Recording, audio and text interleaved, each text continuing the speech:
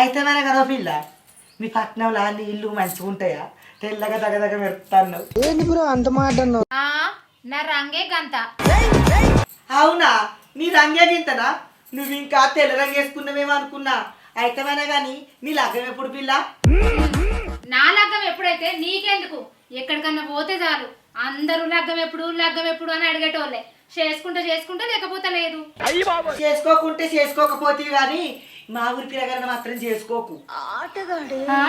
మా అక్క ఈ ఊర్లో లగ్గం ఎందుకు వేసుకుంటది? అయినా ఈ ఊర్లో రూపాయి విలువ చేస్తాడు ఒక్కడని ఉన్నాడా? దాంతో ఎందుకు తీను ఊకో.